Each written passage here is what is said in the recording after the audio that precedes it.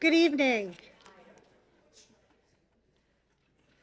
Good evening and welcome to the inaugural Max Eisen Endowed Lecture in Holocaust Studies. I'm Dr. Christine Freeman Roth, Principal of Lady Eaton College at Trent University, and I would like to begin by respectfully acknowledging that we are on the treaty and traditional territory of the Mississauga Anishinaabe.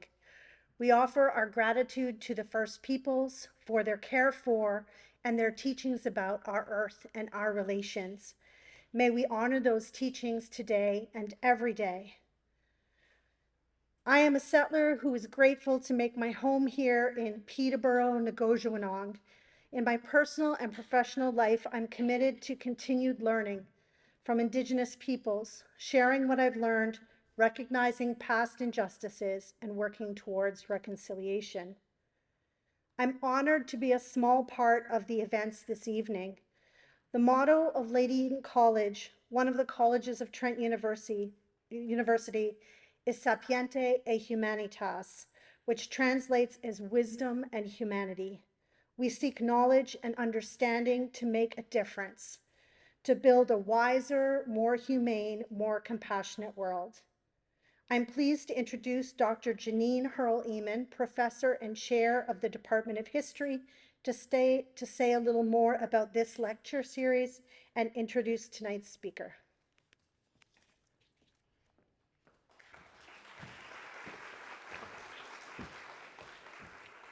Thank you, Christine. There is someone with us tonight in spirit. The Max Eisen Lecture Series began as a dream of our wonderful history professor emerita, the late Carolyn Kay. As she began contemplating her retirement several years ago, she worried about the vacuum that would be left after her decades as a Holocaust educator. Knowledge of the Holocaust and persistent attention to its lessons is as important today as it ever has been. She formed our committee, and before she died, she ensured that the first inaugural lecture was being planned for this year. Her devoted partner, Tom Childs, here tonight, wanted me to pass on his gratitude to each and every one of you for making it happen. We're not quite at the fundraising goal we need to sustain the series in the years to come, so any additional support anyone can provide would be most welcome. But I'm grateful to all of you who have already contributed so generously. I also want to thank everyone who helped to make tonight a reality, including Tom, including my colleagues on the planning committee, the academic departments who have helped to make up the funding shortfall this year, and the team from the Trent Community Lectures who have done so much to help us bring this to fruition. Time doesn't allow me to list everyone, but I'm grateful to all of you. As Tom has told me, Max Eisen was a dear friend and mentor to both him and to Carolyn, and it was her ardent wish that this series bear his name. Carolyn brought Max to Trent multiple times to packed houses where he shared his powerful story as a survivor of the Holocaust. Dr. Denise Handlarski, now a rabbi and Trent professor, was an undergraduate student in Carolyn's classes, and she also knew Max Eisen. Since she couldn't be here tonight, but really wished she could, I'd like to share a few of Dr. Handlarski's words. As the Jewish grandchild of Holocaust survivors, she writes, Carolyn's Holocaust course meant a lot to me.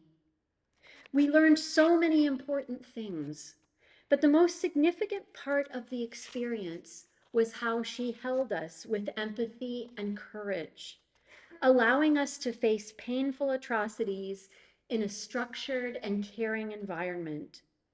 Her impact on Trent through her courses and through the survivors that she brought to campus is immeasurable. Denise met Max Eisen on the March for Remembrance and Hope. This was a trip touring the death camps in Poland. She marveled at his bravery and generosity as he shared his story, and said that Max had a unique inspirational quality that brought people together in a commitment to pursuing peace. He educated and inspired thousands of people through his life. And it's especially fitting that tonight's lecturer is also, like Max, a child survivor of the Holocaust who has dedicated his own life to improving those of others. Dr. Peter Suedfeld is the perfect person to speak as our inaugural lecturer. When Carolyn envisaged the series, she knew that in order to continue on in perpetuity, this series would need to not only draw from those who directly witnessed the Holocaust's atrocities, but also from scholars in the field of Holocaust studies. Dr. Suedfeld is a perfect blend of both. If I was to list all of his publications and accolades, I'd run out of time. The list of his accomplishments is astronomical. So tonight I'm just going to give a few highlights. Dr. Suedfeld, Dean and Professor Emeritus from the University of British Columbia, received his PhD from Princeton University in 1963. He went on to a career as a renowned researcher in psychology, which began at Rutgers, and he's published hundreds of articles and a dozen books. He's an officer of the Order of Canada, and he's the first recipient of an honorary doctorate from the University of Nîmes in France. He's a fellow of the Royal Society of Canada, and he's the winner of Queen Elizabeth II's Diamond Jubilee Medal. Again, these barely scratch the surface of his impressive credentials. His work straddles many fields and is highly eclectic and wide-ranging. In the words of my colleague on the committee, psychology professor Karen Blair, the trajectory of his career seems only possible for someone who possesses a bottomless well of curiosity about humans and the human experience. Because curiosity is the true driving force behind great scholarship. So it's my great honor to introduce our inaugural speaker in the Max Eisen Lecture series, Dr. Peter Suedfeld.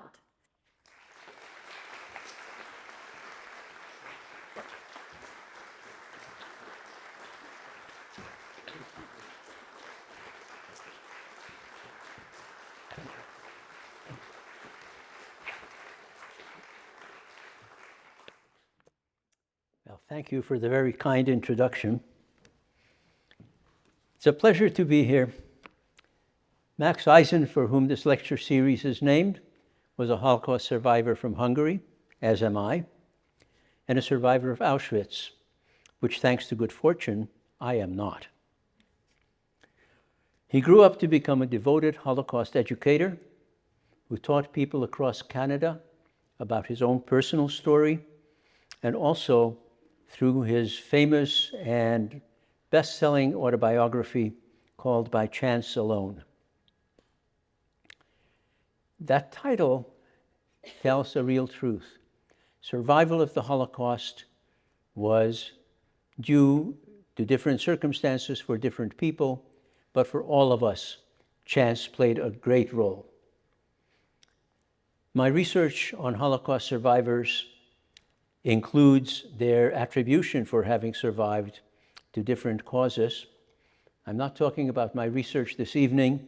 I'm going to talk about the Holocaust history of my family and myself, which is in some ways a microcosm of the Holocaust writ large. All right, the title of my talk is The Shattering of the Assumptive World. I know the assumptive world is a phrase that is popular among psychologists, but not widely understood or widely used. So I'm talking about what is the assumptive world, and that is the world that we're all used to, and that enables us to predict things like cause-effect relationships. If you walk out across the road when there's a truck coming by, you can predict what's going to happen, for example. But in all kinds of things, if you drop an object You can predict what it's going to do. That's one kind of the variables that make up the assumptive world. Identity-behavior relationships, that is, you can expect certain kinds of behavior from people depending on your relationship with them, if you have a relationship with them. The physical world is stable. We know what happens at different times, in different places, different weather, for example, and so on. And things are consistent over time. So things that happen regularly in particular times of the day, particular seasons of the year, and so on, are predictable. So we live in a world that is obviously has many unpredictable components, but on the whole, the major outlines of what it is and how we relate to it and how it relates to us are reliable. We can pretty well predict how things are going to turn out. Now, not everything about the assumptive world is physical or having to do with natural laws and so on. Some of it has to do with society. And the items that are on the screen now, I hope, yeah, are what we know of as our life in the society that surrounds us. So things like, I have certain legal rights as a citizen, and so have you, and certain aspects of dignity that I'm afforded because I am here, as everybody else does.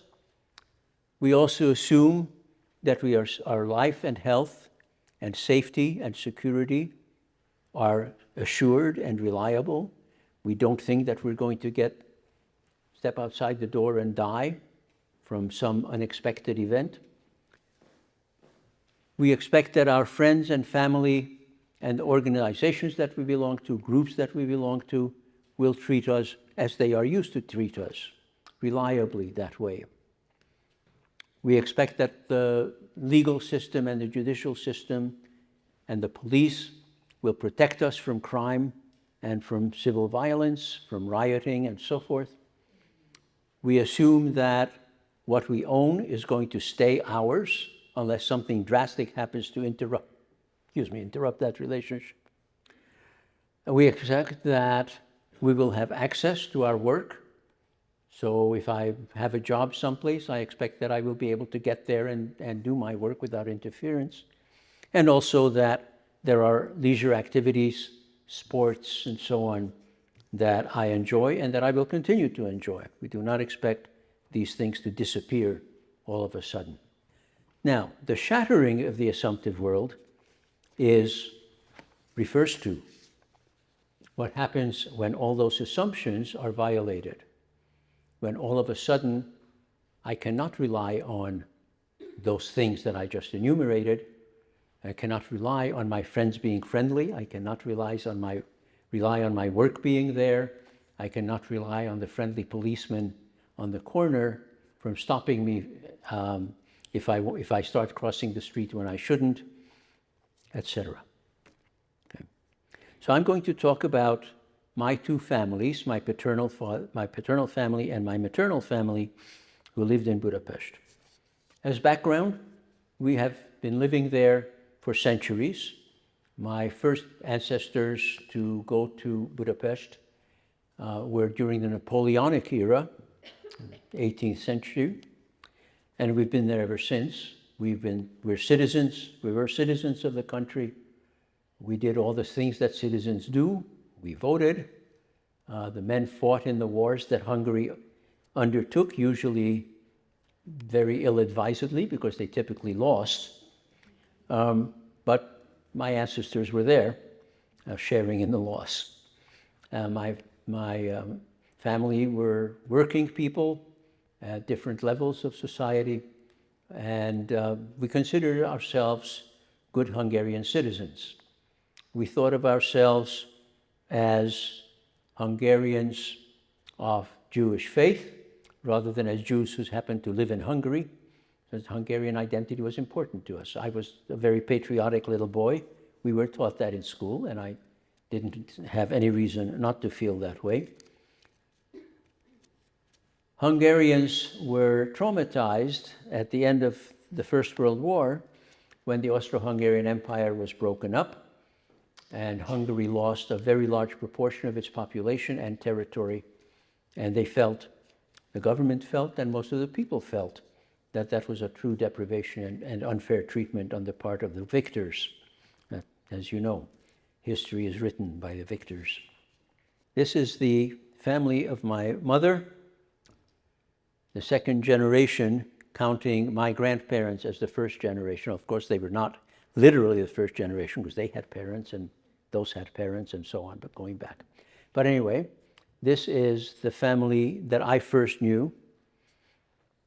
This Gabor was Gabor, the oldest son, who was working in my grandfather's butcher shop.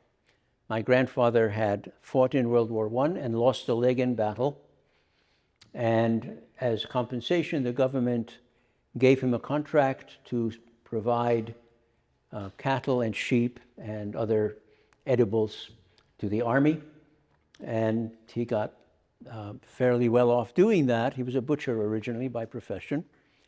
In 1929, when the Great Crash occurred, the Great Depression started, he lost most of his money.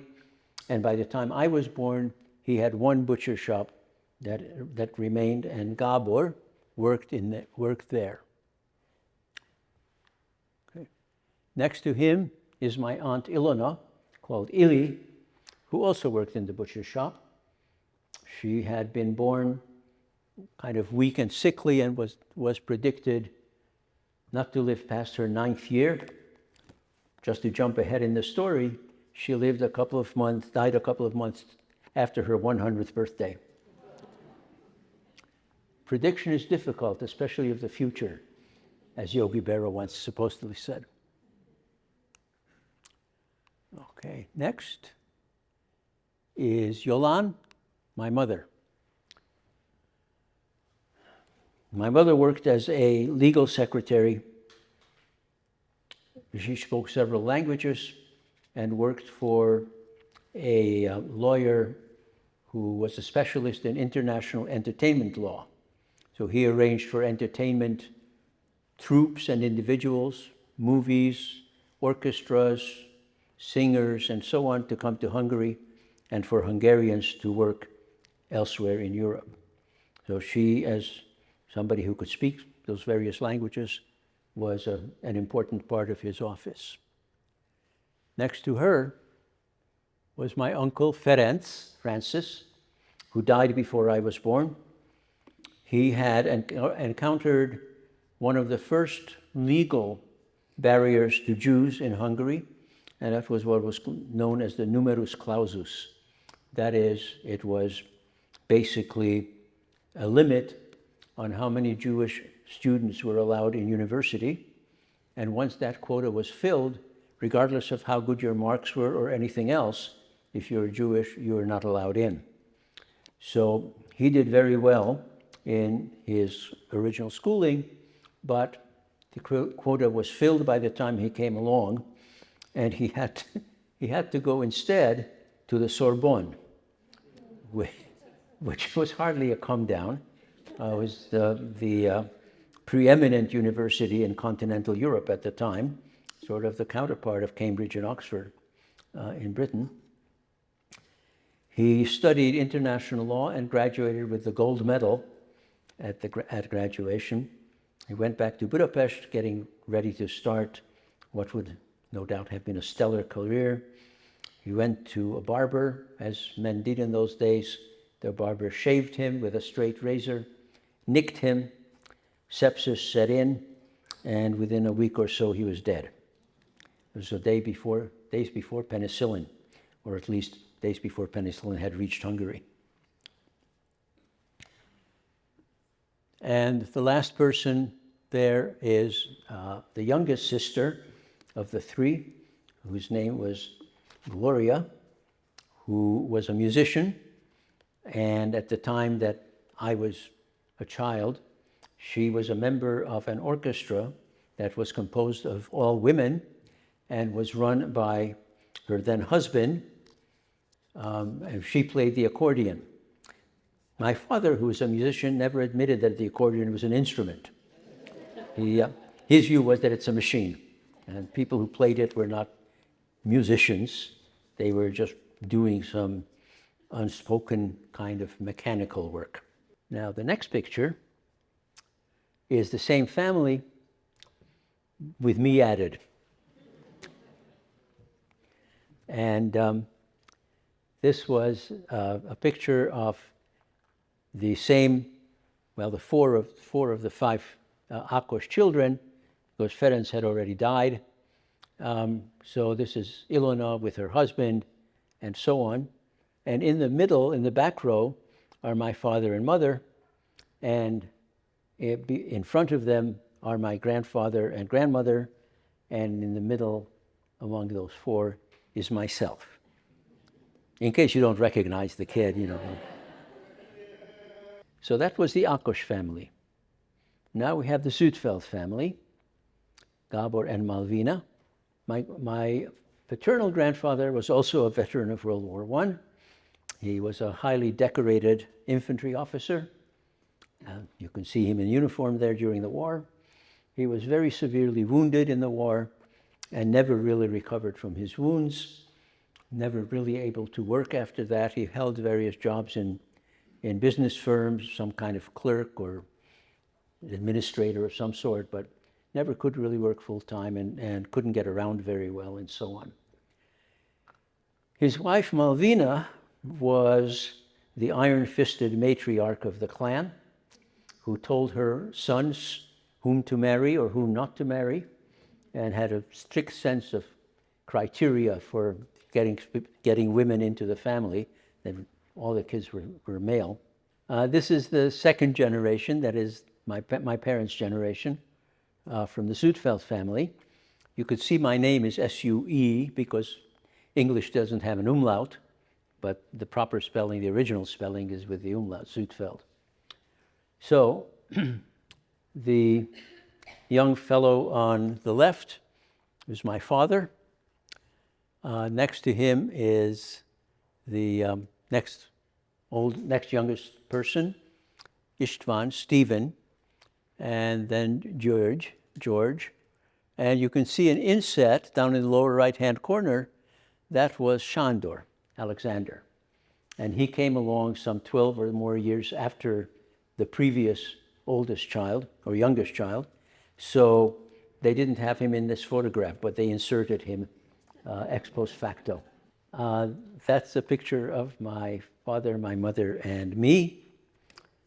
I was about 3 or 4 years old. You can see I have blonde hair. You can see I still do. And that comes into the story a little later. As I mentioned, I don't think I mentioned, my father was a musician, and he was a classical cellist by preference and played in the Royal Symphony Orchestra and in the Budapest Opera Orchestra.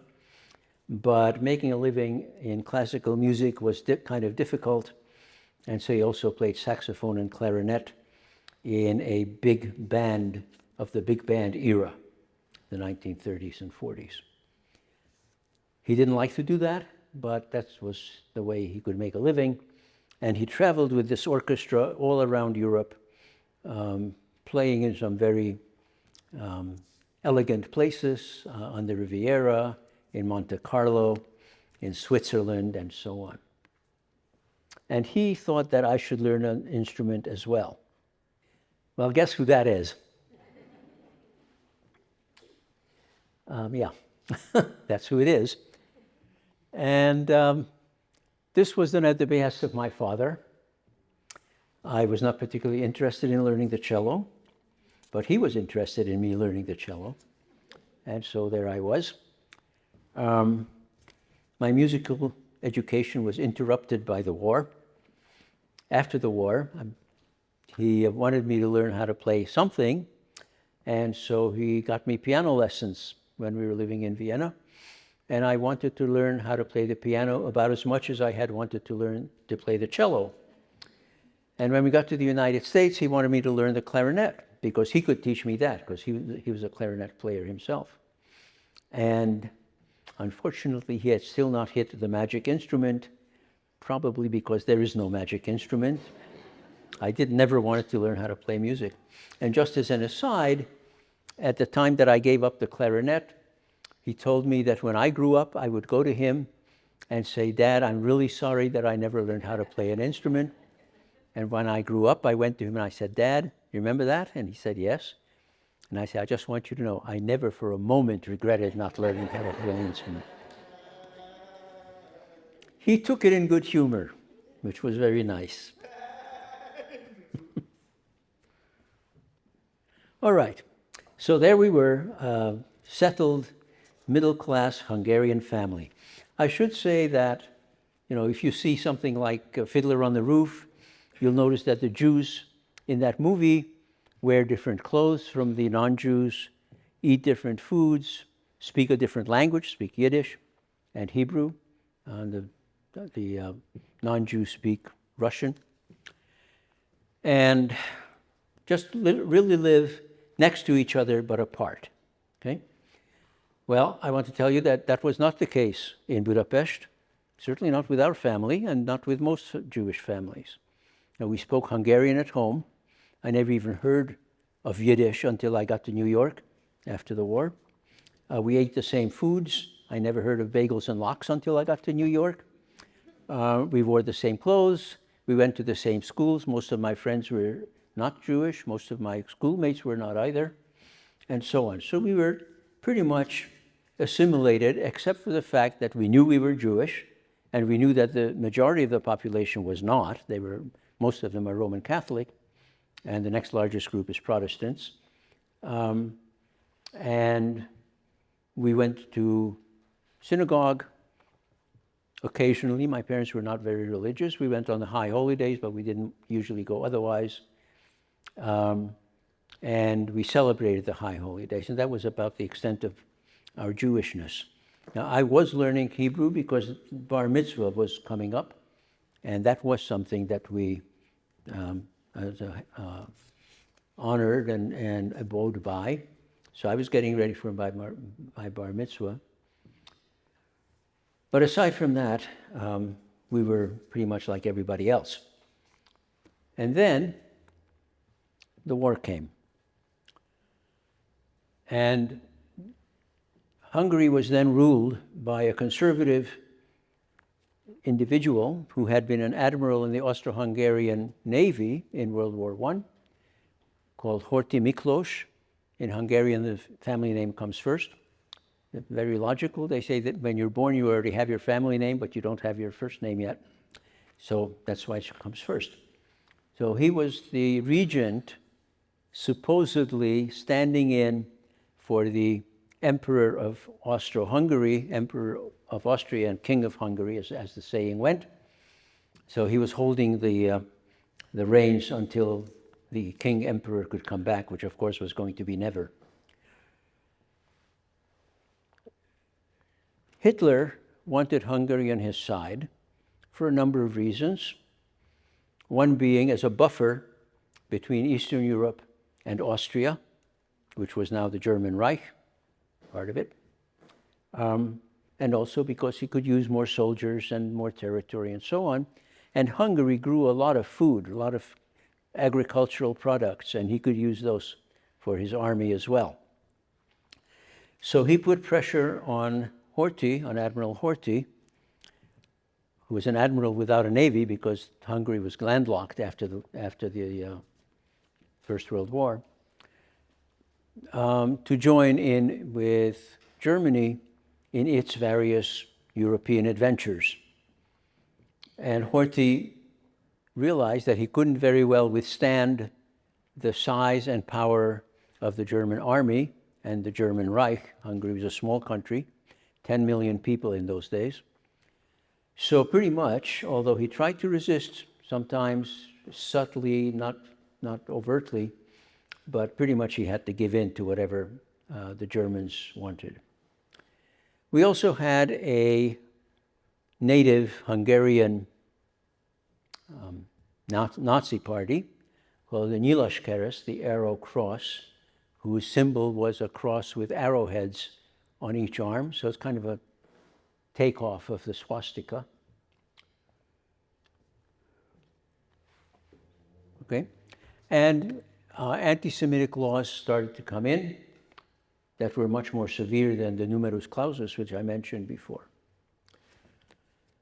So in 1944, Hitler pressured Hungary more and more. Hungary entered the war. Hungarian army went mostly to the Eastern Front to fight against the Russians, but also to some to the Western Front to prepare in case of a Western Allied invasion, which in 1944 was already foreseeable. And Hungary, or Budapest at least, was bombed quite thoroughly by the Allied air forces.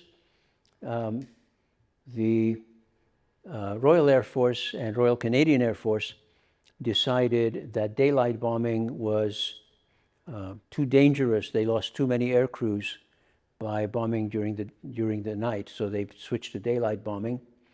And the U.S. Army Air Corps took over night bombing and took over quite a lot of casualties as well. But so the RAF had many casualties in the day bombing, and there was no safe way to fly over Budapest and drop bombs. But we were down there, and there was not much safety down there either. So people were living in the cellars and in air raid shelters to which Jews were not allowed to go. But so we went to the cellars in the buildings where we lived. The laws changed so that Jews could no longer work in Christian-owned businesses, and vice versa. Christians could not work in Jewish-owned businesses, nor could they work together as colleagues in any kind of a business. It became illegal for Jews to marry Christians and vice versa. It became illegal to have love affairs across the religious lines, just like in Germany.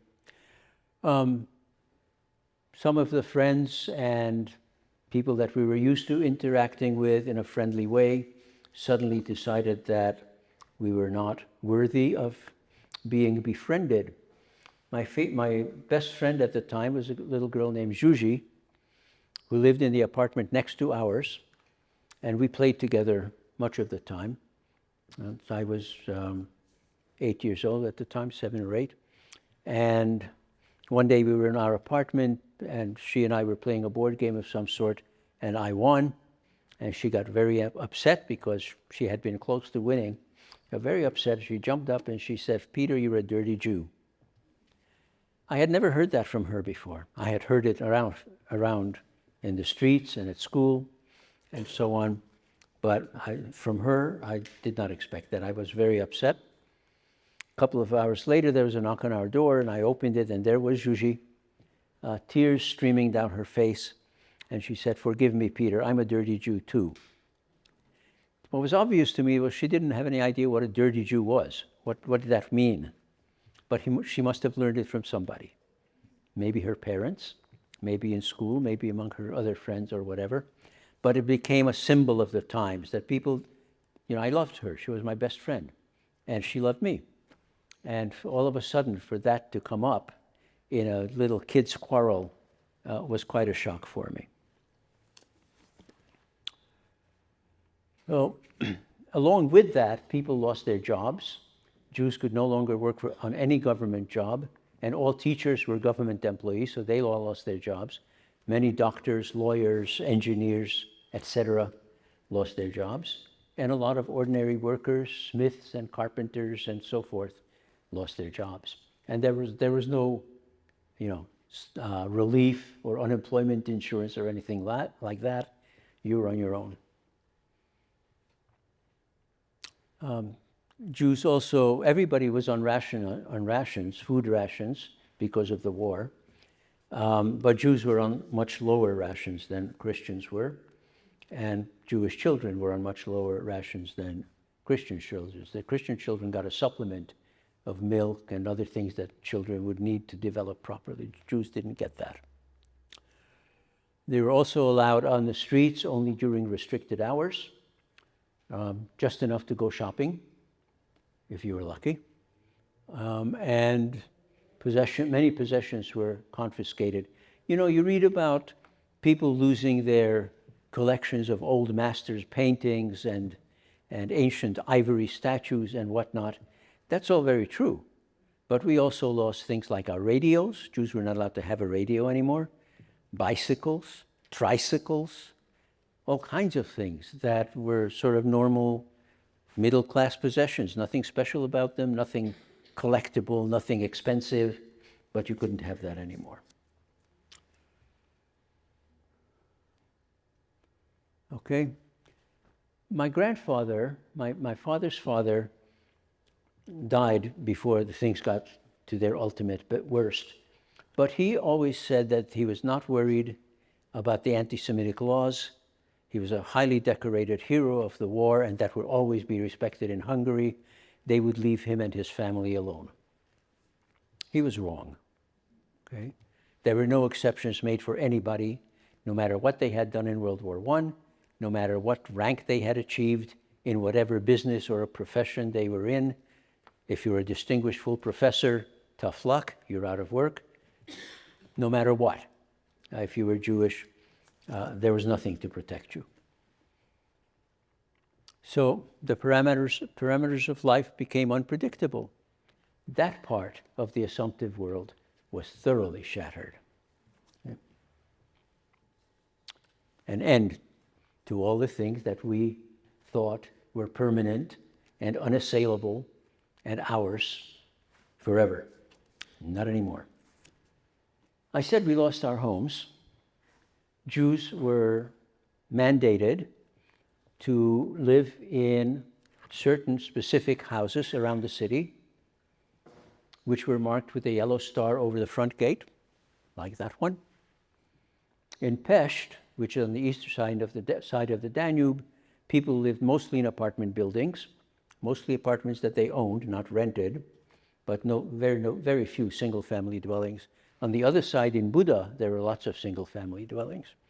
So this was a useful sign because it gave the Nyilas, those arrow cross that I mentioned, as well as other anti-Semites. You didn't have to belong to an organization to attack Jews. Anybody was allowed to do it.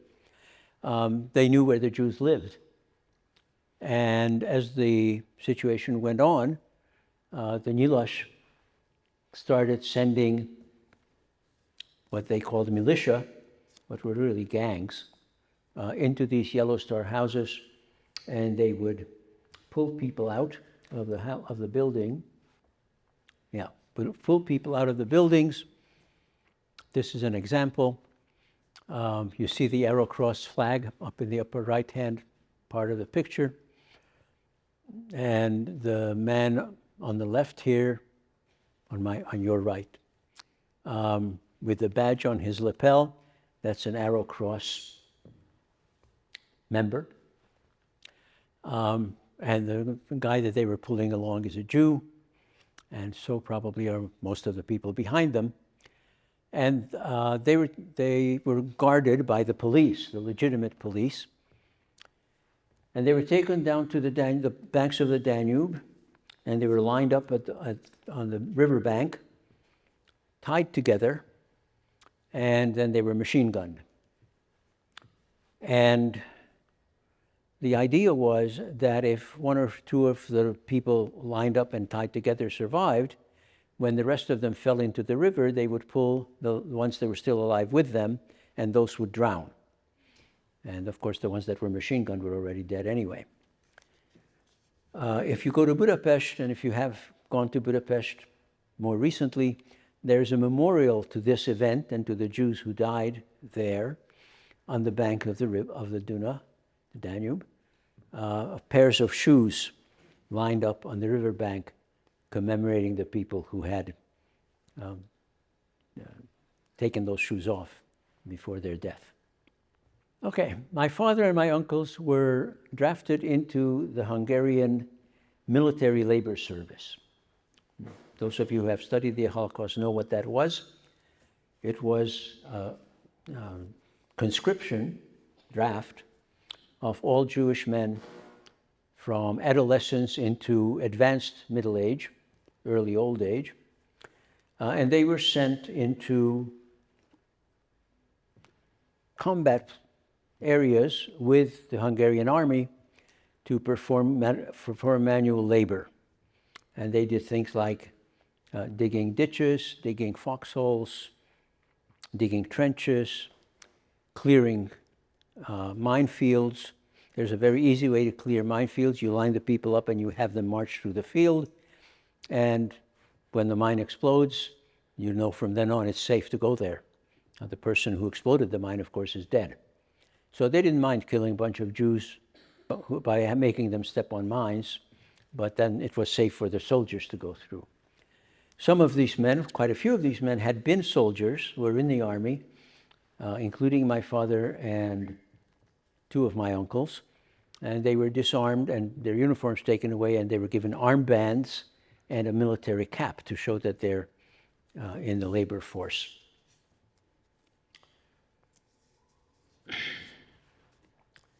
My mother, as I told you, was a legal secretary.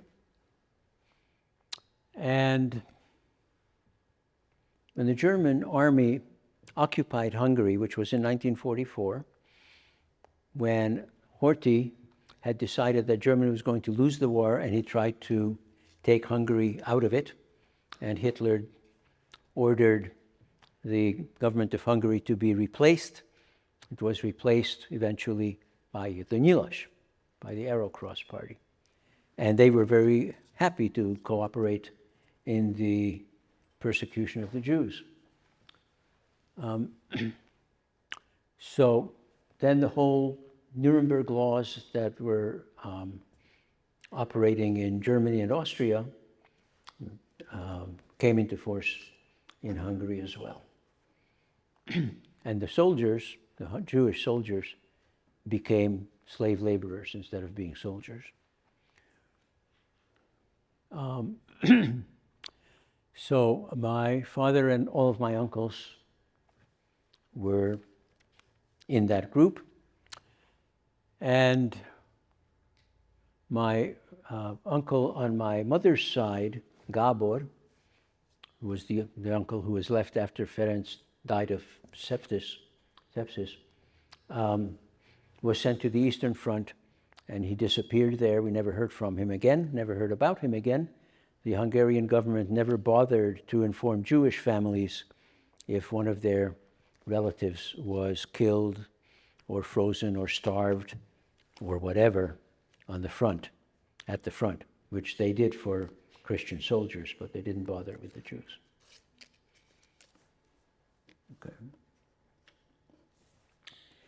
So the Yellow Star, which we then, that was the time at which we started to have to wear a yellow star on our clothes.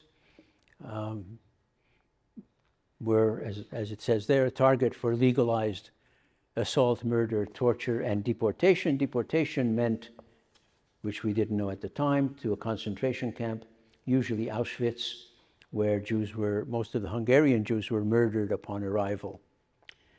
A ghetto was being set up, hadn't been quite set up yet, but eventually it was, and all the Jews who were still in Budapest were put into the ghetto, from which groups were collected and sent to Auschwitz, or the Nyilas came in and dragged them down to the Danube. So it was not a safe place. Plus there was, as I said, there cold, starvation, no medical aid, and various kinds of mistreatment from the authorities.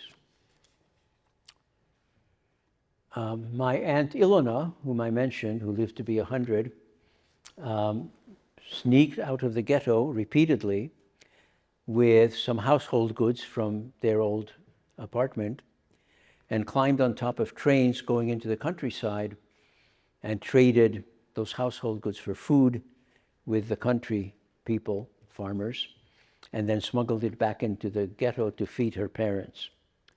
Now, every step of that procedure, from sneaking out of the ghetto to climbing on the train to trading stuff to climbing back on the train to sneaking back into the ghetto. If she had been seen, she would have been shot. But she was fortunate, and she never got caught doing it.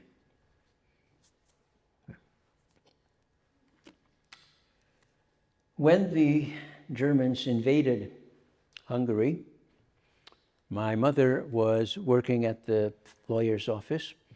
Two thugs came into the office, started beating up the lawyer who was in charge of it, who owned it, and pushing everybody else around and ransacking files and breaking equipment like typewriters and so on. My mother, being a responsible citizen who didn't realize that her assumptive world had now been shattered, ran downstairs and got a policeman and said, there are a couple of criminals committing crimes up in my employer's office. Please come and do your police thing. And he went up, and then, good police manner said, what's going on here? And the two men pulled out their identification. One was an officer of the Gestapo, the German secret police, and the other one was an officer of the Hungarian secret police. Whereupon the policeman wisely made himself scarce, went back down the stairs to his beat. He wasn't going to mess with secret police officers. And they took everybody's name and address. They arrested the lawyer, took him to Auschwitz eventually, and sent everybody, all the employees, home. My mother came home. One of her friends told her she'd better go into hiding because they had her name and address. And she said, well, why would they bother me? I didn't really do anything. I didn't know who they were. I wasn't trying to interfere with the Gestapo. So she stayed there.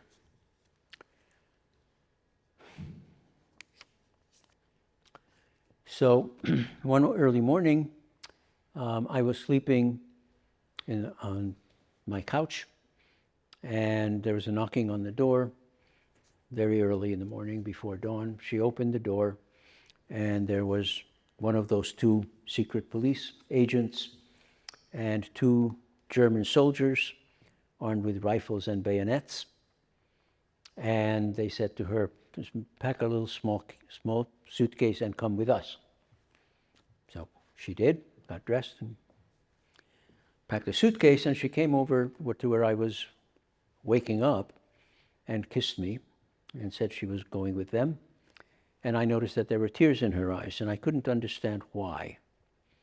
Because I figured, they would take her to the police station, they'd probably read her the riot act, tell her she shouldn't have done that, try to intervene and so on, and then send her home again. So what was there to have tears in your eyes about?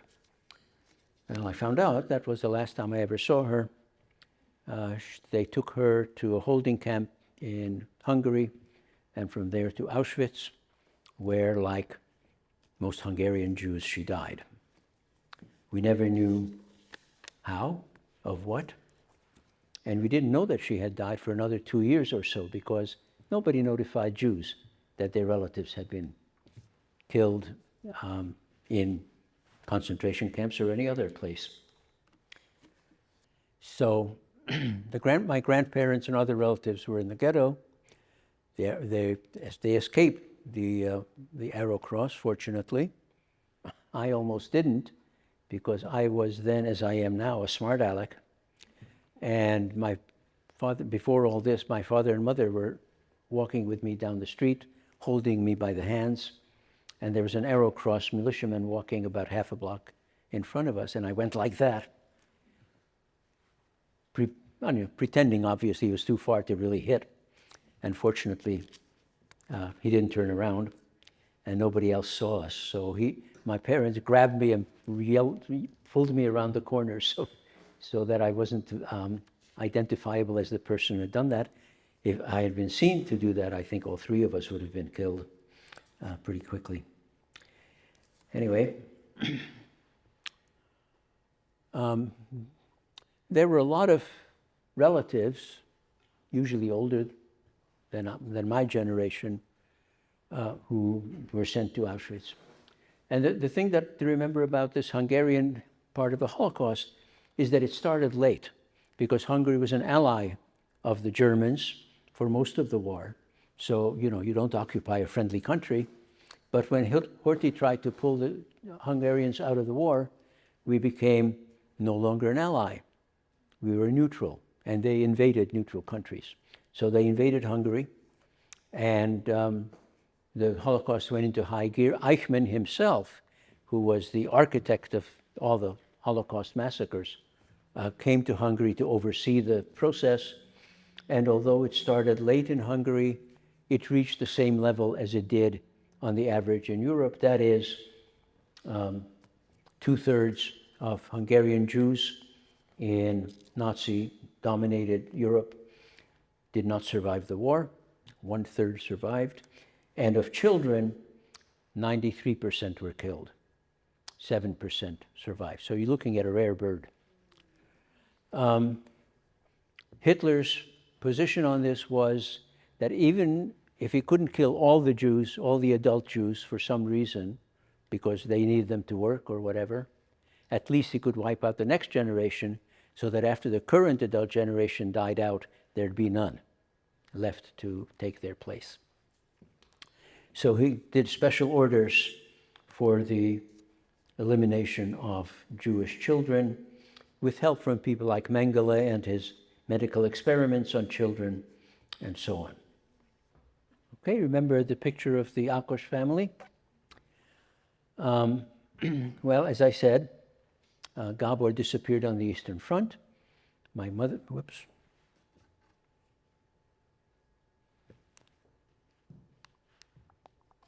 Yeah, that's Gabor died on the Eastern Front. My mother died in Auschwitz. Ilona, as I told you, wound up in Australia, lived to be 100 years old. This was Ferry, who died of that razor cut. And this is Gloria. Gloria, as I told you, was an accordionist, pretending to be a musician, according to my father. And the all-women's orchestra that she played in traveled around Europe, playing Hungarian, supposedly what they then called gypsy music, and wearing gypsy costumes. And so this was Gloria. She was supposed to be the beautiful daughter, and there she is playing the accordion and wearing a so-called gypsy costume. When the war broke out, when Hungary joined the war, she and her orchestra were playing in Turkey. Her husband, who was the director of the orchestra, and a very clever guy, very shrewd, sort of honest, borderline honest. He didn't let the rules stand in his way if there was something important was going on. So anyway, he went to a map, and he decided not to go back to Hungary because not only were they persecuting Jews, but there was a war going on and bombing and all that. And so he traced the route of where to go that they'd be safe, and the closest place they would be safe was India. India was then ruled by the British Raj. In order to get to India from Turkey, you have to traverse a part of China. And the part of China that they had to go through was at that time occupied by the Japanese Imperial Army. Getting complicated, right? So in order to get through that part of China, they needed a permit from Japan, from the Japanese government, because the army was in charge there. So they went to the British consulate in Ankara, in Turkey, and they explained their plight to the consular passport official.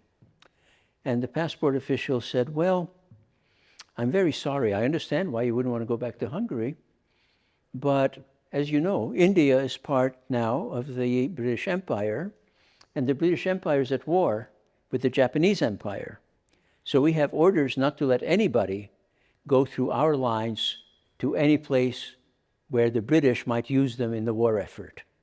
So apparently they had realized that the British had a serious lack of female accordion players. So then the guy said, but, if I were allowed to stamp your passport so that you could pass through our lines to India, this is the rubber stamp I would use. And now, excuse me, I have to go to the washroom. Well, my uncle took the hint, and he also took the rubber stamp and stamped his passport and my aunt's passport, and off they went to India. When they got to India, guess what happened? They were interned as enemy aliens because Hungary was at war with the British Empire. You know, it's like a flea attacking an elephant or something. So they were interned. My uncle talked his way out of it, and then he went and talked my aunt's way out of it. So they were free in India, and they got jobs, and they saved their money and went into business. And eventually, so I was told, I'm not sure this is true, but eventually they started and owned the first department store in Calcutta. I don't know whether that's true or not. So that's what happened to her. Oh, I should mention my grandparents, both sets of grandparents, both pairs of grandparents. Well, my mother's parents survived the ghetto, but they died very shortly after from all the privations that they had endured. My paternal grandfather was also already dead. He had died before the persecution became acute from the wounds that he had suffered in the war. And my other grandmother, the ruler of the family, also survived, and she survived for quite a while afterwards, long enough to come and visit us in New York. She was really funny too. She was in her 90s, had never flown before, and we waited at LaGuardia for the plane to come in, and that was before Kennedy Airport was opened. And she came down the causeway surrounded by passengers and the pilots and the flight attendants and everybody else chattering away at her, laughing, and friends with everybody. Didn't speak a word of English. She had a talent of some sort anyway. So my father, as I told you, was a cellist. He was in the labor battalions. And then as the Allies were coming closer, he was in a death march, which ended up in Mauthausen, which was a death camp, famous for its stone quarry where they made prisoners carry heavy blocks of stone up a steep hill to the top. And there they were either relieved of the stone and told to go back down and get another one, or more commonly just pushed off and thrown to their death off the lip of the quarry. He survived that. He was a tough fellow.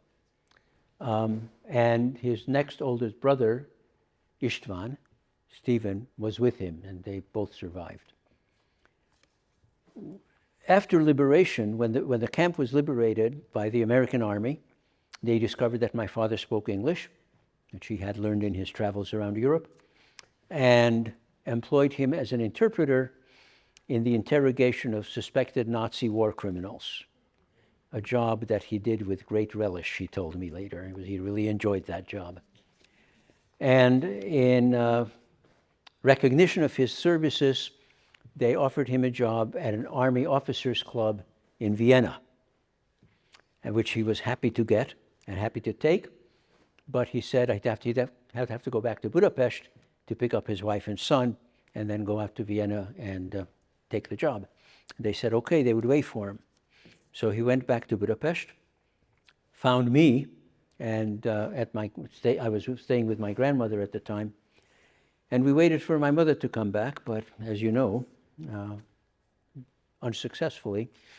And by that winter, this was the winter of 44-45, the Soviets had decided that they were going to close down the border between Hungary and Austria. So the Iron Curtain was falling. And so we had to decide whether we were going to stay in Budapest and wait longer or get out while we could. And my father decided that we could get out, and when my mother came back, we could get her out too. But so we got out, we climbing out of the windows of a train and climbing in the window of another train, whatever. And we got to Austria, and he picked up his job. And that's him playing the cello. Looks much better on him than it did on me, doesn't it? So he played in that band. I was with him. I was unruly, and in various ways, I was running with a street gang. We engaged in snowball and rock fights with other street gangs, and went through ruined buildings to see what we could find. I'll get to me a little later anyway. And anyway, one night he found me when he came back from work after playing late at night for a dance, reading under the blankets with a flashlight. And he told me if I ever did it again, he would put me into a residential school, boarding school. Took a week before he found me doing it again, and took about 3 days after that before I was in a residential school. I'll get back to that.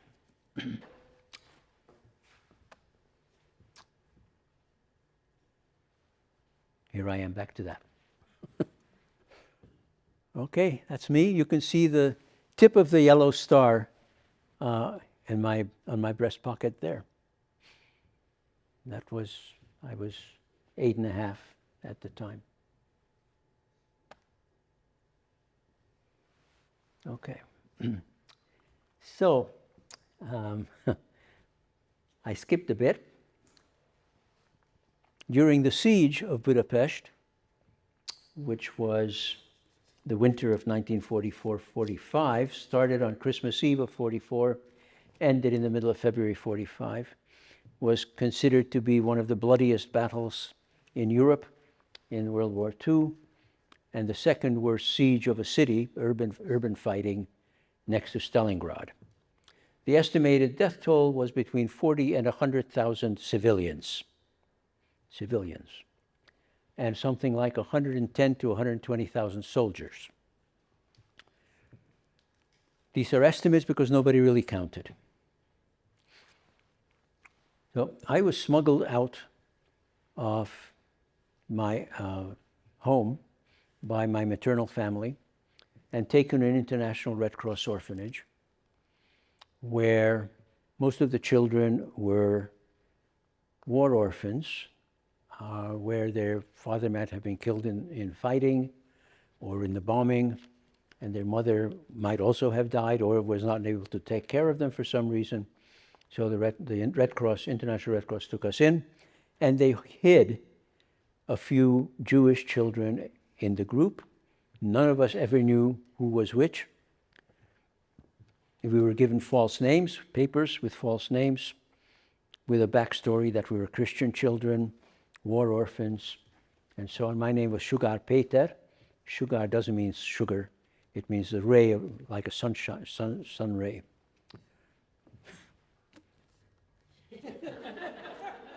Boy, did they have the wrong Peter. Anyway, so we lived there during the siege, mostly in cellars, and we lived in a particular building, which was bombed out, destroyed. We would then get out of the cellar and find another empty building. The Red Cross had a list of them, of people had either died or run away, or they were in concentration camps, and the Red Cross took over these buildings. So we went to the next one, and that happened about 3 or 4 times when buildings above our heads were destroyed by artillery fire or bombing or whatever. Food was scarce. The Red Cross had some warehouses with food. Most of it had to do with soybeans. Gave me a lifelong dislike for tofu. And we also found food in some of the destroyed houses. We went hunting for that, and sometimes people had left or died and left some food there. Or they had some root vegetables left in the backyards, and we dug through the snow and picked those out and ate them raw, because we have no way of cooking them anyway. It was dangerous. The bombing and shelling was still going on. There was one time we were moving from one house to the next at night, which is what we usually did, but this time there was bright full moon shining off the snow-covered ground, so it was really quite light. And some soldiers saw us lined up to climb over a little fence, must have thought we were soldiers from the other side attacking, and he opened up on us with a machine gun. And when you fire a machine gun at a line of people, you traverse it like that, which this guy did. He was obviously a competent machine gunner. But when you fire a machine gun, there's a shot, and then there's a second or so, split second, while the next cartridge goes into where it can be fired, and then the next shot. So if the gun is pointing at you during that split second, it doesn't fire, and you're safe. And here I am to prove it, because the kid on my left was hit, the kid on my right was hit, so the guy was obviously traversing the gun, and I wasn't. Obviously, that was the split second when the mechanism was feeding the next cartridge into firing position. So things like that. But one good thing that I really enjoy telling about is once we were out looking for food, a line of about 5 or 6 kids and a woman from the staff herding us along, and we were stopped by a military patrol. And the sergeant in charge of the patrol asked the lady in charge of us, who are these kids? And she said, oh, they're war orphans that the Red Cross is taking care of. I happened to be standing at the front of the line. Remember I told you I was blonde? Sometimes it counts. The guy looked at me, the sergeant looked at me and said, what a handsome Aryan boy. Okay, blonde hair, blue eyes, I still have those. And he took out a slab of chocolate and handed it to me.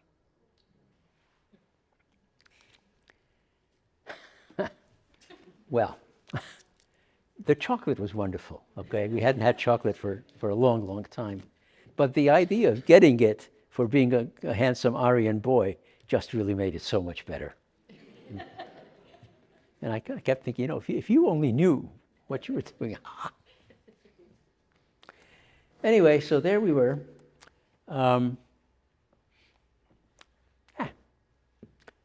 Rushing ahead here. There we were.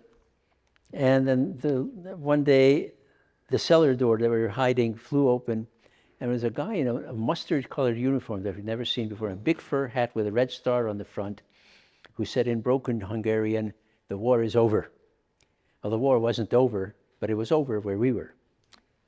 The Soviet army had succeeded in defeating the combined German and Hungarian defensive force and had captured Budapest. So we could come out of the cellars. There was no more bombing, there was no more shelling, there was no rifle fire, no more machine guns, etc., etc. But there still wasn't very much food, and there still wasn't any heat or running water or electricity or any of those things that we had had before the siege, that didn't exist during the siege or now. One day, a Russian officer came into our house, building. You could tell the officers, they had very luxurious fur coats and all that. And yeah, you may be getting tired of this. He said, what's going on here? Everybody seems to be always asking what's going on here. And our woman in charge, who obviously had concluded that with the liberation from the Germans, we were safe, said, well, these are orphan kids, but some of them are Jewish. She thought that was a good thing. And this officer looked around, and he opened up his greatcoat and pulled his shirt open, and there was a Mogen David hanging on a chain on his chest. Okay? I didn't think about it at the time, but I thought about it since then. He was so careful to look around and make sure that nobody saw that. In other words, none of his Russian comrades saw that. Which tells you something about how they felt about Jews. Right?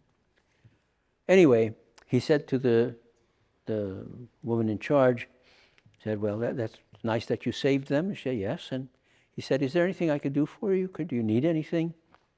Well, we needed lots of things. But she said, well, we haven't had meat in months. If you could find some meat, that would be nice. The kids would appreciate that. So he said, okay. He went outside, and there was a horse and cart passing by. There was no automobile traffic because there was no gasoline, but there were lots of horse-drawn wagons and whatnot. And he pulled out his pistol and shot the horse. And then he turned to the lady in charge of us and said, here, meat. Okay, what would you do? Okay, there's a dead horse, now what? Fortunately, our lady was quite clever and ingenious. She went around the neighborhood and found a butcher who didn't have any meat to sell and made a deal with him that if he would butcher the horse, he could have most of it and give us enough so that we could have a few meals of meat before the meat got spoiled. And of course, there was no refrigeration. And so the butcher was happy to take the deal. And we had meat for the first time in quite a few months. And I want to tell you, if anybody tells you that horse meat tastes like chicken, don't believe them. Doesn't taste like beef, doesn't taste like mutton, it tastes like horse. But if you haven't had meat for a few months, it tastes pretty good. So we were pleased. And it was nice to have hot food too, because she went and found wood for fuel. So there we were, and I was waiting for somebody to come and get me. And I was getting really worried because I was in a place that was several addresses removed from where I had been dropped off. And there was no way that they would know where I was. And I was with a false name. And they didn't know what that false name was. So how could they ever find me? And I was starting to think, as other children were being taken home by their parents or by their relatives, I was starting to think maybe I was going to spend the rest of my childhood in this orphanage and never find my family. Of course, I didn't even know if any of them were still alive because we got no news during the siege of what was happening anywhere else. And I was really starting to get worried. For the first time, I think I didn't feel much fear during the siege. I sort of took it as it came. You know, que sera, sera. But now I was getting scared. And one day I was sitting in the garden, on the garden wall, outside our building, in the sunshine. This was April, I think, so it was getting warm. And I saw this woman coming up the street with a big basket under her arm. And as she came closer, I recognized she was my Aunt Illy. I've told her many times since then. I went to visit her in Sydney quite often before she died. And I told her that that was the happiest moment of my life, before or since. And I've had lots of happy moments in my life. But seeing her coming up the street when I was fearful of being stuck in the orphanage forever, that was really something. That was wonderful. Anyway, so she took me out of there. And I went to live with my grandmother, who was living in a very nice kind of suburban place that had belonged to the family of Jury's wife. Jury was my father's third brother. All of them had perished in Auschwitz, so we were there by ourselves and waited to see who would come back. My father came back, and I told you about how we sneaked out of Hungary into Vienna, and I was caught reading under the blankets. So he put me into a boarding school. Now he was working for the American Army, so he had access to canned food and cigarettes and stuff like that, which were like gold in those days. And he could afford to put me into a boarding school that was quite expensive. The only other people who could afford it after the war, Austria was pretty impoverished, only people who could afford it were people whose families had done well under the Nazis. So those were kids who had been indoctrinated pretty well too. And I, naively, thought the war was over, so Nazis were finished, didn't have to worry anymore about people knowing I was Jewish, and I became less careful about going to the bathroom and letting people see that I was circumcised. And that evening, my best friend there came to me and said, Peter, there's a rumor about you. And I said, really? What's the rumor? He said, that you are and he spelled out in German, Judeenkind, Jewish kid, Jew boy. He couldn't even say the word out fully. He had to spell it out. It was such a bad word. And I said, well, it's true.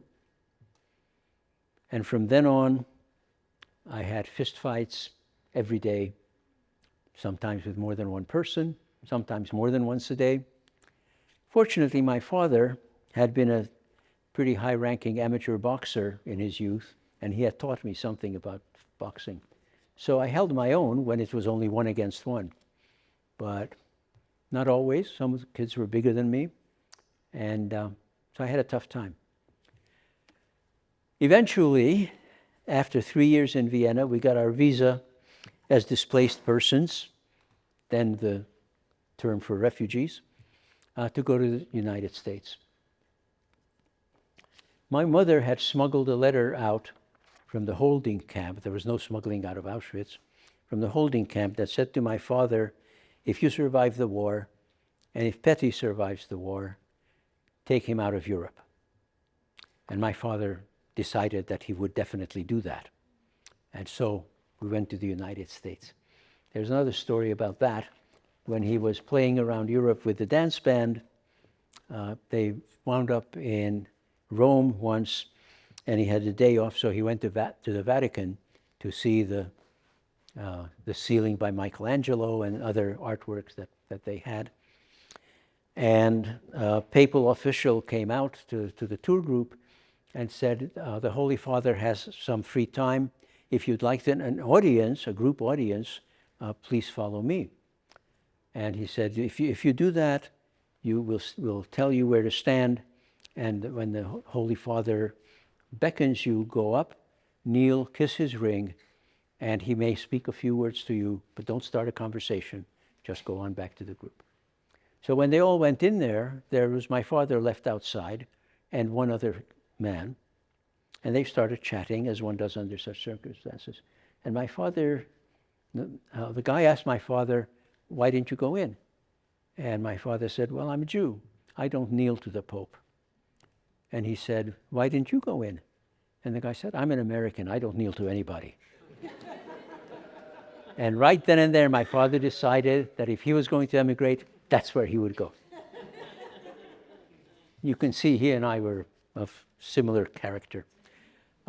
So we waited for a visa to the United States, and eventually it came.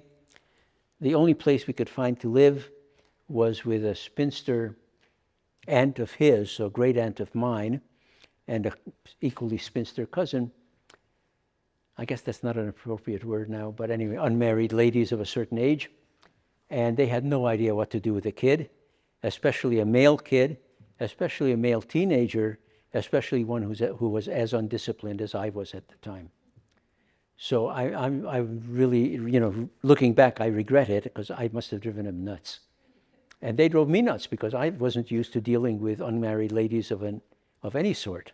I'd been in a series of assumptive worlds where there were no women except the caretakers that were paid or were in charge of the orphanage. So we didn't get along very well. My father could not work as a musician because the union had a rule that immigrants, refugees or otherwise, had to wait a year before they could join the union, and you couldn't get a job as a musician unless you were a union member. So he took a manual labor job in the garment district. It was a job that was mostly done by high school dropouts. And here he was, 40 years old. But he worked at it, and eventually he started playing here and there at resorts in summer and winter. But then we decided that my mother didn't seem to be coming back. And eventually we got an affidavit from some people who said that they had known her in Auschwitz and she died. Well, we assumed she died. This was like 3 years, 4 years after the war would ended. If she had been alive, she would have made her way back. So he got remarried. They lived in a one-bedroom apartment. They didn't have room for me. And so I roomed with what I think I called benefactors, yes. A Jewish couple who lived in Queens. I lived fairly wild again with more street gangs before I got to Queens. But my saving grace was that I was good at school. And so eventually, when I graduated from junior high, I took the entrance exam for Stuyvesant High School, which is a science-oriented public school. And you get in by examination. I got in, I did okay. I graduated. My career goal, for various reasons, gratitude and a desire never to be helpless again, and love of freedom and of a free country, my career goal was to become a professional soldier. And I started my studies at Queens College of the City University of New York, which was a free school. I couldn't have afforded to go otherwise. And then I got bored and frustrated and dropped out and enlisted in the Army. If you're going to be a professional soldier, that's, get started. And I served for 3 years. And then I decided I'd rather be an officer. So I went back to college when my 3 years were up. And I got my commission at the end of graduation, when I graduated, 1960. But there was a little change in between my going back and my graduating and being commissioned. And that was that I had to take a course in experimental psychology as a requirement for graduating. And it was taught by a woman who had never taught that course before and didn't know that you were supposed to get a lab manual, and every week your students took one experiment from the manual and did it, and if they got the same result, they had done it right, and if they didn't, they hadn't. She didn't know that. So she got us a very advanced textbook, mostly for graduate schools and practicing professionals, for a reference book. And she had us go through chapter by chapter, and each chapter was on a topic like rote learning, color vision, things like that. And told us to find something in that chapter that was controversial among psychologists, or where the research hadn't been done to answer some important question, and to design an experiment that would settle the matter. And first time I realized, even after having been in a science high school, that research didn't mean you go to the library and look up what was written. You go out and find and write it yourself. And you find something that hadn't been known by anybody until you've done that research. And I went bonkers. This was the most wonderful thing I had ever encountered, to add to the storehouse of human knowledge something that had never been studied before, never been known before. So frantically, I wrote off to the Department of Defense saying, here I am, I'm just getting commissioned, but I have already served 3 years in the ranks. Could I have a delay in being called to active duty so I can go to grad school? And they said, well, we don't really need you anyway. You're not an accordion player. So, now they didn't really say that. But they said, okay, we'll give you a delay. And I started writing off to graduate universities frantically. It was late in the game. It was already very close, if not past, the closing date for applications for grad school.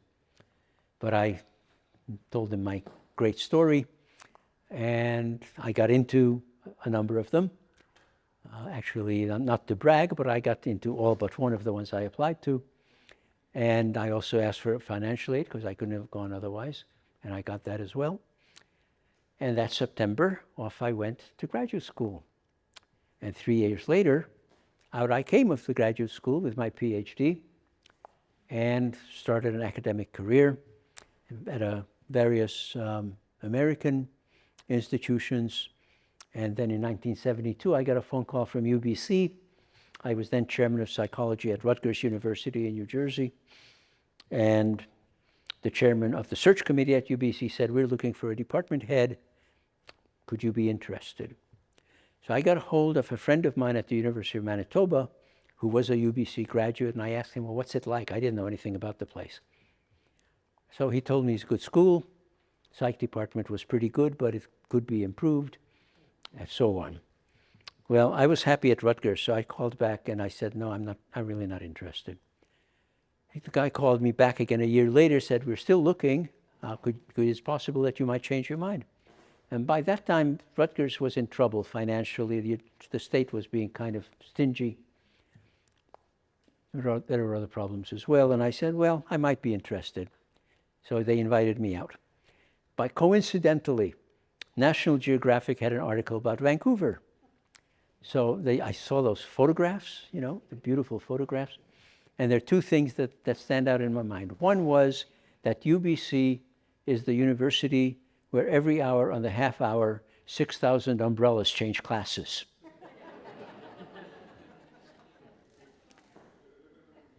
And the other one was a body of a young person washed up on the beach, and the police immediately realized that although there was no ID of any sort, that she was a native Vancouverite. How did they know that? Because she had webbed toes. So I thought, do I really want to go to this place? Anyway, I came out and I fell in love with the scenery, the natural environment. I went and interviewed with the Dean of Arts, who was the former head of psychology, and we got along really well. He promised not to interfere with my running of the department. This was Douglas Kenny, who later became president of the university, and provided all kinds of money for hiring more people and so on. I don't want to go into the detail of that, but it all worked out very well. And he took me to meet the president, Walter Gage, very famous in the history of UBC. He's very loved by everybody, all the students and all the faculty, very kind, generous. He would give scholarships out of his own pocket, things like that. Knew the names of everybody and so on. So he took me into Walter Gage's office and left. And Walter asked me about myself, and I told him about my education and what kind of research I do and all that. And then he said, well, what about your family? I said, well, my father lives in New York. And he said, what about your mother? And I said, oh, she died in Auschwitz. And he got up and came around his desk and put his arm around my shoulder, and there were tears in his eyes, and said, you poor boy.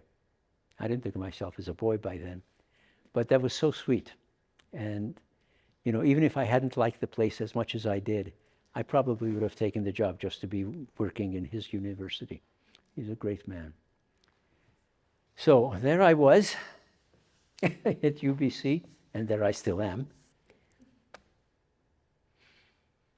So these are the major research topics that I have pursued.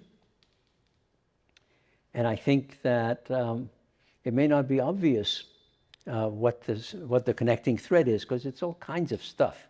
People used to ask me, what kind of psychologist are you? What's your specialty? And I'd say, I'm a social personality, cognitive, environmental, political psychologist. And they'd think I was kidding, but I wasn't. Those were all the areas that I've done research in. But in the course of an interview for a Holocaust survivor archive, I realized what the common thread was. The common thread was that all of my research, almost all, most of the major threads of research that I've pursued, have to do with people experiencing challenging environments, dangerous, traumatic, frustrating, threatening environments, and how they deal with that. And how they deal with it at the time, and what effect it has on them afterwards. And psychology has a blind spot, or it did have. It's overcoming it now slowly. And the blind spot is they're always looking for weakness. They're always looking for what is it that people can't do? What is it that hurts them? What is it that doesn't permit them afterwards to recover their life the way it was before the event, whatever it is? And so, I looked at survivors of genocide, including the Holocaust, but not only the Holocaust, at people who were engaged in climbing the highest mountains, sailing around the world single-handed, things like that. People who worked in the polar regions or in space. So I worked for NASA, with NASA and the Canadian Space Agency, and political and military leaders making life and death decisions, not only for themselves, but for their country or sometimes for the world.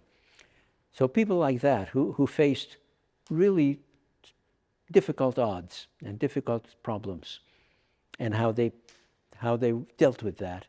And as I said, my profession had a blind spot. We always looked for what they didn't do right, or what they didn't recover from, and so on.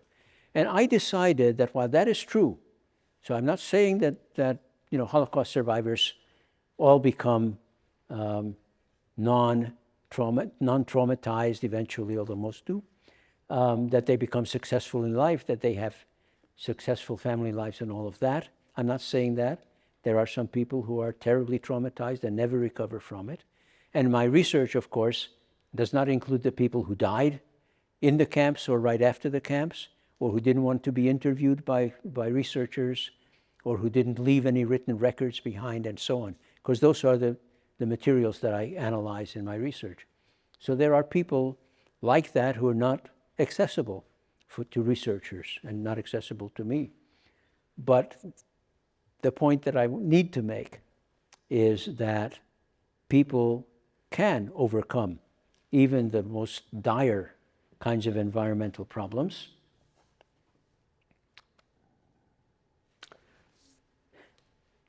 And thrive afterwards. So here are some of the new assumptive worlds that I have developed for myself, or that the world has developed for me. This is a picture from me in Antarctica with one of my research assistants, not yet Dr. Gary Steele. He is now a doctor, PhD. And I like the pun, a nice snap, or an ice nap, okay? Lying on the snow, and me with my boot on his stomach. That was to help keep him in the ice instead of sliding around a lot. He's a good friend. He's now a professor in New Zealand, and we visited him once in a while. And another thing in my catalog of new assumptive worlds was a real surprise. I've been going to academic processions for many years, and I've always looked at the people who got their doctorates from French universities. They have these gorgeous gowns, robes. Mine is nice. It's black with orange trimming, but it's nothing like, they have fur on it and all that. And I said, boy, I wish I could get one of those someday. Well, got the honorary degree from the Université de Nîmes, and I got the yellow robe with the fur, and a nice little thing to hang around my neck. And so one of my goals had been achieved.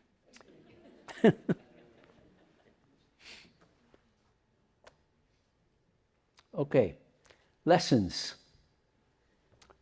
Now you can read them for yourself. You don't need me. Those are things I have learned during my long life and long career.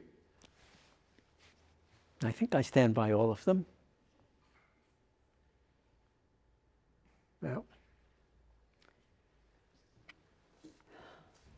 now, remember what I said about this doesn't apply to everybody. There are people who have faced situations that they can't recover from. Many people like that. Some situations are horrible. And in fact, the reason why the early research on Holocaust survivors was so negative, so pessimistic, was that the therapists, the counselors, had never encountered people who had lived through the horrors that some of the survivors had experienced. And they couldn't imagine that anybody could recover from those. And that's why they wrote what they did. Well, as it turned out many years later, many people could recover from those. Okay? I gave this talk once, or a talk like this, at the Holocaust Museum in Washington, D.C., and one of the early researchers was in the audience, and afterwards, in the question and answer period, stood up and apologized for what he had written about Holocaust survivors and the hopelessness that they would face after the war. And I told him, well, don't apologize. You were working with the information you had, and you didn't have what was going to develop 30 years later. And so, I can look back on that much extra experience that people have had and the chance to recover from the terrors that they had lived through. Now, you couldn't have known that at the time. But it's nice that we know it now.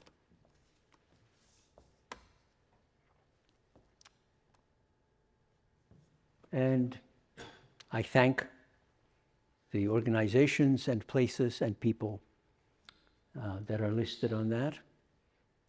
Eternal gratitude. Well, not eternal, because I'm not going to live eternally.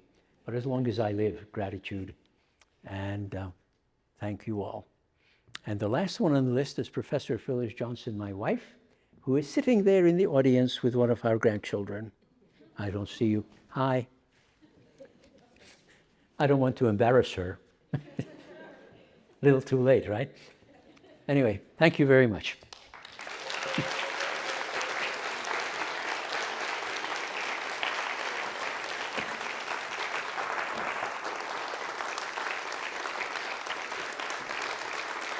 Thank you.